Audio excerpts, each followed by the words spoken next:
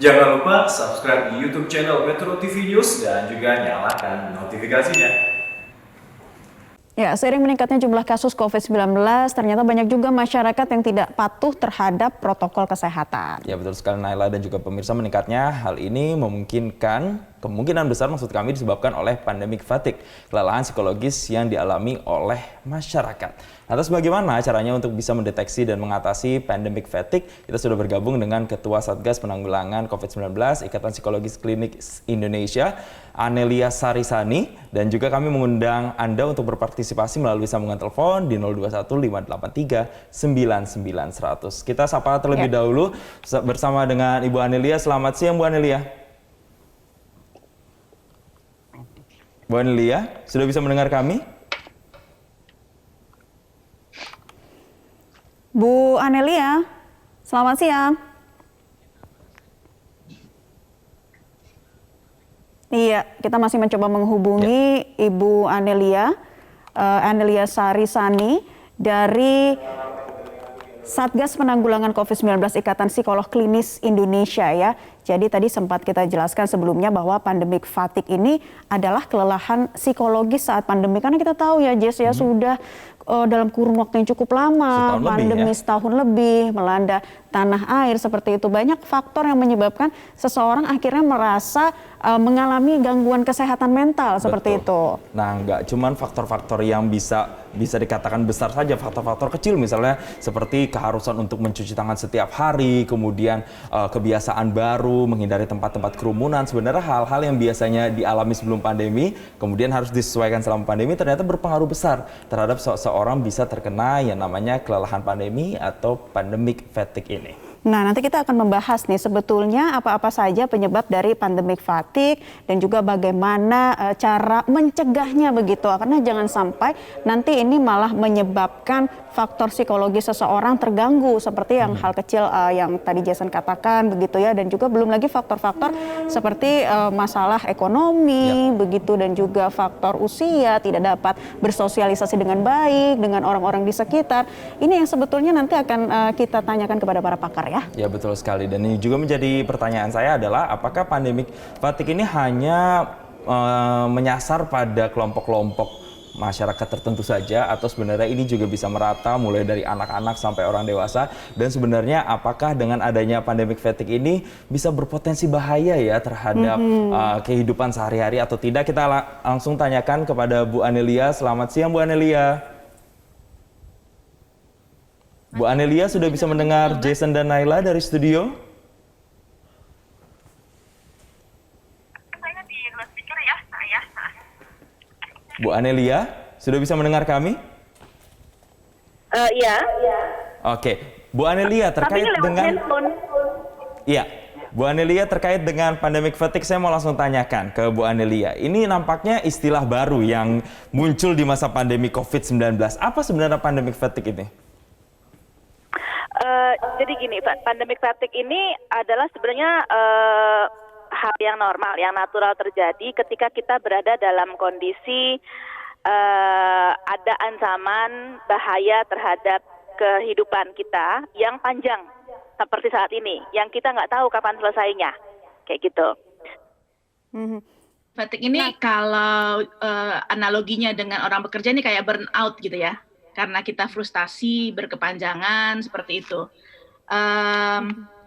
Karena dia kelelahan akibat berbagai hal, berbagai banyaknya informasi, berbagai larangan, maka terjadilah burnout tadi seperti itu. Bu Anelia, burnout yang Anda katakan ini dampaknya apakah kepada seseorang akhirnya jadi malas untuk menerapkan protokol kesehatan ketat yang lagi, atau seperti apa dampak jangka pendek maupun jangka panjang dari istilah pandemic fatigue tadi? Oke. Sebenarnya banyak faktornya ya, banyak dampaknya. Dampaknya mulai dari orang menjadi bosan, lalu kemudian dia frustasi, depresi, pesimis, apatis, kecewa, banyak sekali sebenarnya kayak gitu. Salah satu bentuk perilaku yang akan muncul adalah Ya, bisa dia menjadi nggak ada gunanya deh berpikir gitu. Nggak ada gunanya untuk dia menjaga protokol kesehatan karena ada informasi bahwa orang yang menjaga prokes kemudian ternyata dia tetap mengalami atau terkena COVID seperti itu. Jadi banyak sekali memang variasi perilakunya yang akan timbul akibat pandemic fatigue ini. Oke, Bu Anelia, terkait dengan faktor, kita sudah singgung sedikit tadi di awal. Terkait faktor ini sebenarnya ada bunch of factors, sebenarnya banyak sekali faktor-faktornya. Ya. Nah, ini bisa dirunut lagi, Bu Anelia. Sebenarnya faktor yang paling mempengaruhi seseorang untuk bisa terkena yang namanya pandemic fatigue ini yang seperti apa? Dan apakah semua kelompok masyarakat bisa terkena pandemic fatigue ini? Oke. Faktor nomor satu sebenarnya adalah kesimpang siuran informasi. Jadi ketika figur A ngomong informasi A, figur B ngomong informasi B, figur C ngomong informasi yang lain lagi. Nah, ini kebingungan-kebingungan ini dan apalagi kalau kemudian informasinya saling bertolak belakang, ini bisa menyebabkan semakin banyak kebingungan, semakin banyak mempersepsi semakin banyak larangan, seperti itu. Lalu ditambah lagi dengan faktor kemampuan adaptasi orang-orang tersebut masing-masing itu kan berbeda-beda. Nggak semua orang bisa adaptasi dengan keadaan serba tidak menentu untuk jangka waktu yang panjang. Kalau tadi ditanya apakah setiap orang, setiap lapisan masyarakat bisa terkena pandemi fatigue ini? Bisa jawabannya. Berarti bisa menyerang semua kalangan ya, tidak menutup kepada faktor usia dan lain sebagainya. Nah, hal-hal yang perlu dicegah sebelum terjadinya pandemic fatigue ini seperti apa saja nih yang mungkin bisa dilakukan tindakan preventif, Bu Anelia? Oke, nomor satu adalah memang harus dimengerti dulu atau dipahami dulu sudut pandang tiap orang. Jadi ada orang yang mengalami pandemic fatigue ini karena tadi ketidakjelasan, ketidaktahuan, seperti itu ya. Belum lagi masalah tekanan ekonomi. Jadi itu nomor satu dulu yang kita perlu cari tahu sebenarnya. Kalau kita dari sisi pembuat kebijakan atau dari sisi more competent others istilahnya kita ya. Nah, dari kita sendiri sebagai individu yang perlu kita lakukan adalah kita perlu memilah dan memilih informasi. Jadi kita mesti pilah informasi dari siapa, dari mana yang bisa kita percaya, yang bisa kita pegang gitu ya. Informasi di luar itu, di luar orang-orang yang sudah kita pilih atau lembaga-lembaga yang kita pilih, kita perlu abaikan. Karena hoax gitu akan atau berita-berita yang disinformasi yang kebenarannya tidak bisa kita percaya atau tidak bisa kita andalkan, ini juga bisa menyebabkan semakin banjirnya informasi pada kita sehingga menyebabkan kita lelah. Kita nggak tahu lagi gitu. Jadi karena kita terlalu terstimulasi, terlalu banyak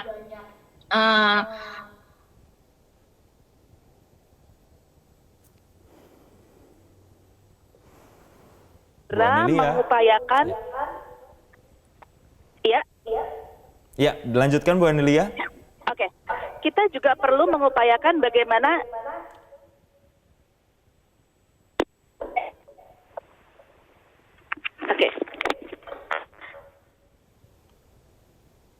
kita perlu mengupayakan untuk segera bisa beradaptasi. Oke.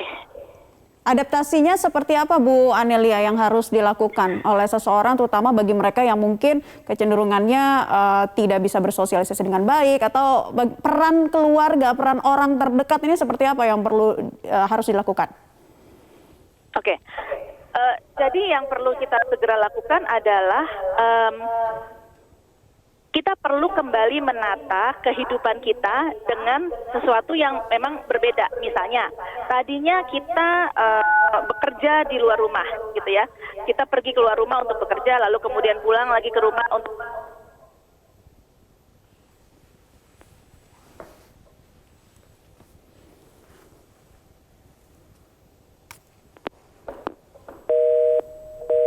Ya, Bu Anelia. Mohon maaf pemirsa, kita mengalami gangguan sambungan dengan Ibu Anelia selaku Satgas Penanggulangan COVID-19 Ikatan Psikolog Klinis Indonesia. Ya, seperti yang sudah dijelaskan oleh Bu Anelia tadi, bahwasanya ada banyak sekali faktor yang kemudian bisa menyebabkan seorang terkena pandemic fatigue dan ini bisa menyerang terhadap siapa saja, mulai dari anak-anak hingga orang dewasa dan bahkan dari berbagai kalangan usia dan juga jenis kelamin ya, Naila. Betul, tadi gejalanya belum sempat kita tanyakan pemirsa, tetapi memang dampaknya ini bisa sangat berbahaya terkait dengan faktor psikologis itu tadi ya, tapi juga bagaimana sih sebetulnya tingkatan-tingkatan dari pandemic fatigue ini, apakah memang mereka dari pandemic fatigue bisa mengalami depresi secara akut begitu atau harus konsultasi kepada para pakar atau psikolog misalnya? Itu yang kita ingin tanyakan lagi kepada Bu Anelia. Bu Anelia sudah bisa mendengar lagi suara kami di studio? Ya. Bu Anelia, terkait dengan dampak terparah yang bisa ditimbulkan. Kalau tadi Bu Anelia mengatakan kan sebenarnya pandemic fatigue ini membuat orang jadi burnout, kelelahan, stres mungkin. Tapi selain faktor yang sudah disebutkan tadi, apa kira-kira dampak paling parah yang bisa terjadi ketika seorang terkena pandemic fatigue? Seperti itu. Berbagai hal yang terkait dengan